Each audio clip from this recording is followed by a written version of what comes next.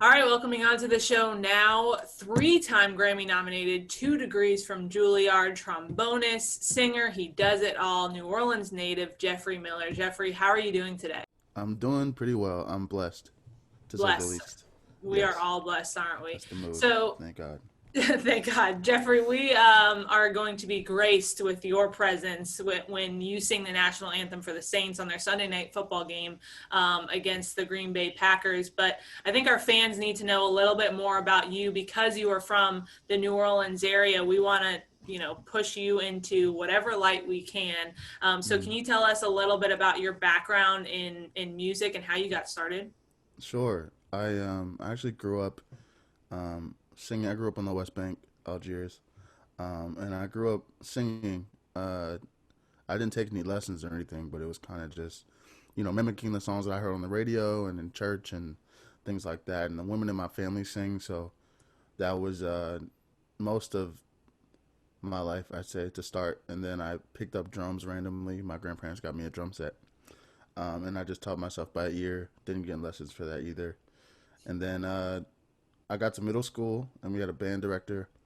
Um, and I originally auditioned for drum set, and long story short, I didn't make it. I didn't get the chair because I didn't know the different parts of the drum set, and I wasn't as good as I thought I was. So I got put on a snare drum. Didn't really want to do that either. And my music teacher ran up to me one day, really randomly, Keith Hart, at Kip Believe. He uh, he was like, "Do you want to play trombone? How about trombone?" And I was like, "Sure, I'll ask my grandmother. Let's see what she says." And she didn't care.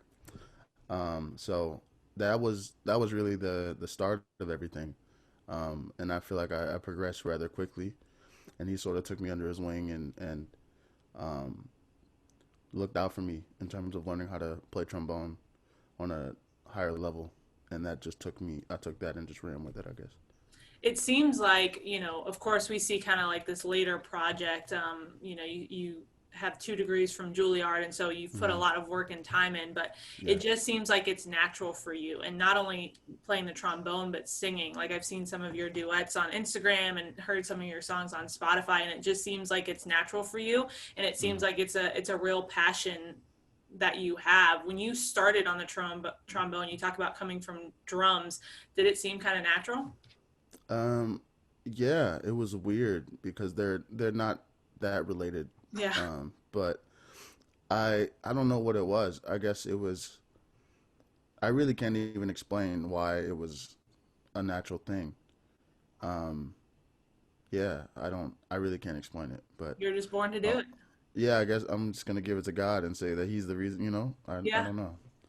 I Uh, think that's Je- pretty much it.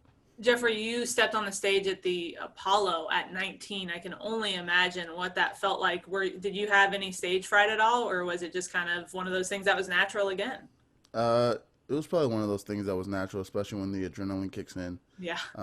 I don't really get too nervous when it's time to perform, unless I feel like I'm not prepared for some reason. But generally, I like to be prepared, so I'm usually fine when it comes to stage fright. Maybe there are a little nerves, but they usually go away when it's time to go, and especially when the adrenaline kicks in.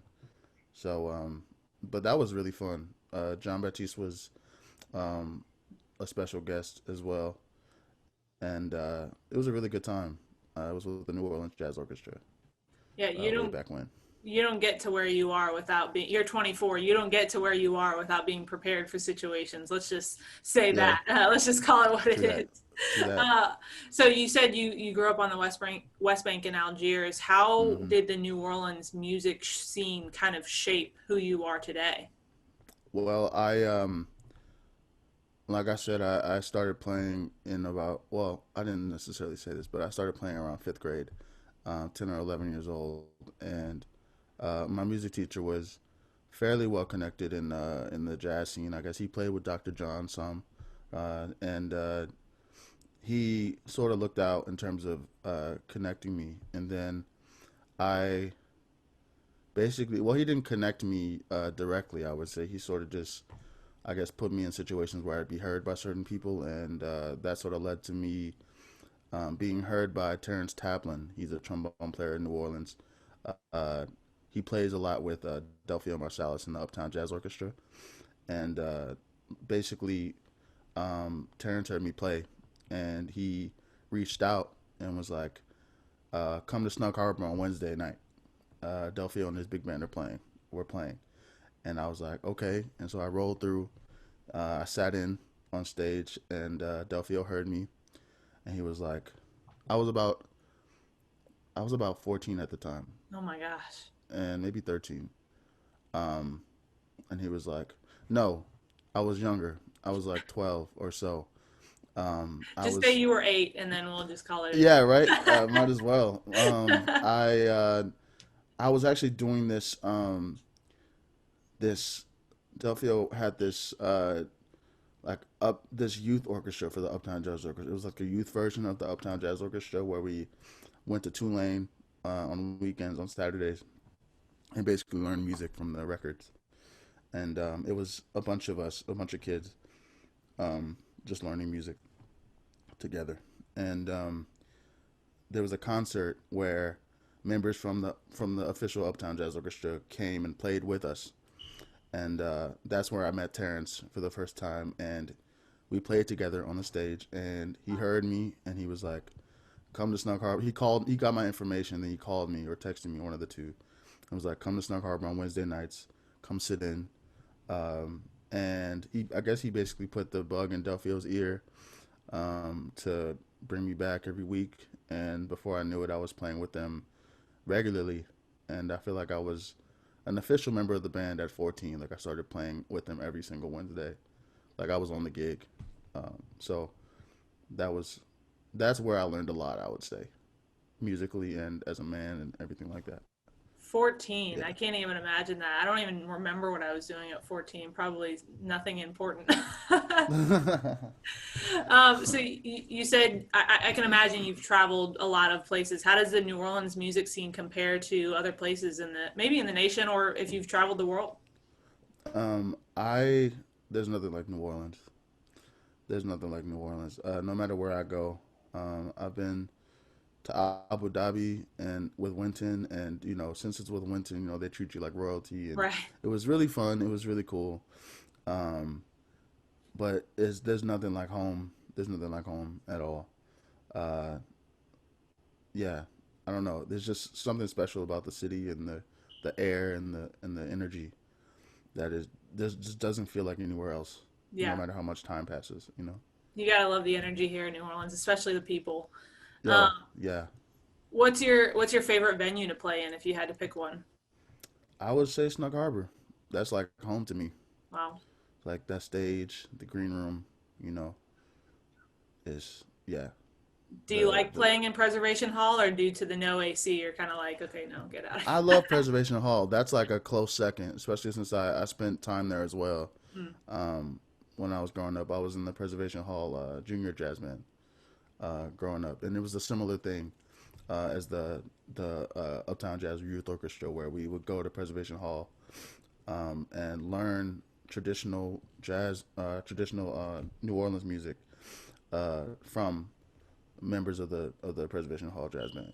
Wow. So that was really cool as well. I did that, uh, yeah, same age, around like 12 or so, and then into high school, and it was really fun. It was that experience was also incredible, You've and yeah, you've lived an entire lifetime of experiences between the ages of like 8 and now at 24. It's crazy. right, yeah.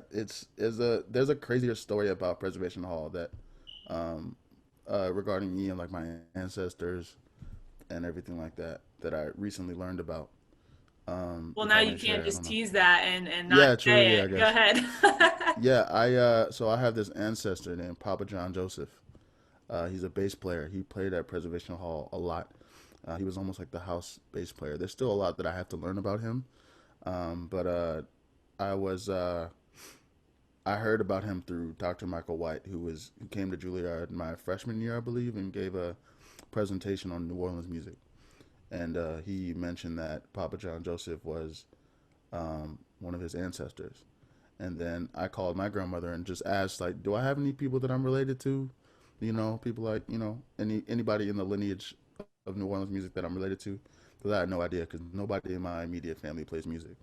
So she told me about Papa John Joseph and Plas Johnson and a bunch of other people. Plas Johnson was the guy who played the original Pink Panther theme song on with Harry Mancini. Wow. She told me I was related to him and Papa John Joseph, like I said, bass player who played at Preservation Hall regularly. He played with King Oliver and Buddy Bolden and people like that, which is crazy to me. And his story is he died after playing a really rousing rendition of "When the Saints Go Marching In." So at Preservation Hall, like they played the song, it finished. He died, and it was it's a crazy story because I ended up being connected with Preservation Hall and playing with them and having such a connection with them. So it's crazy how history and the That is roots just connect. incredible. That is Yeah, incredible.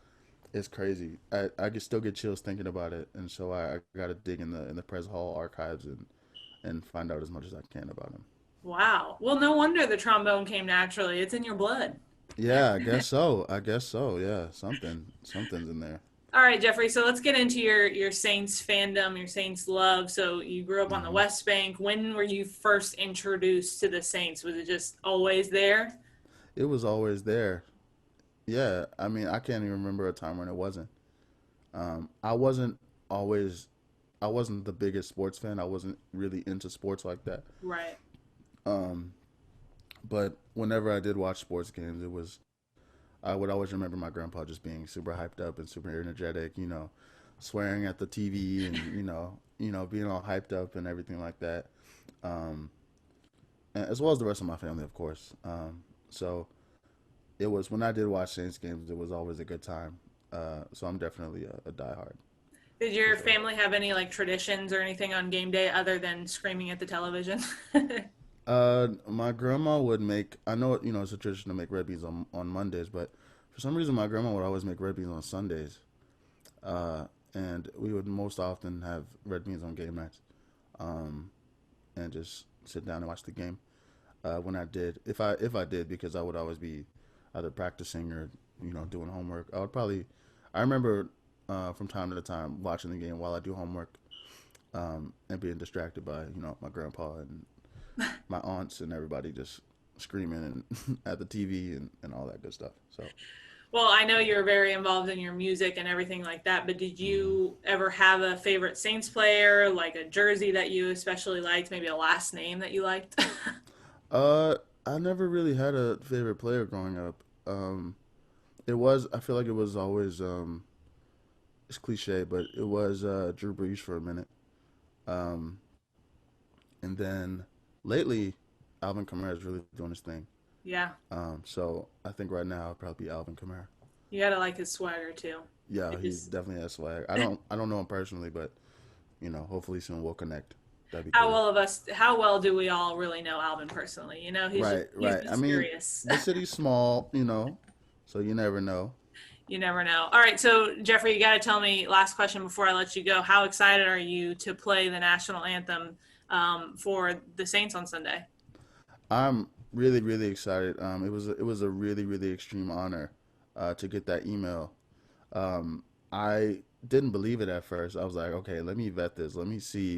What, let me see if this is legit because I get a lot of spam emails, especially since since I got Facebook verified and There's been a lot of messages like weird messages. Right. So I don't. I tread cautiously when it comes to things like that. But it was legit, and I followed through, and it worked out.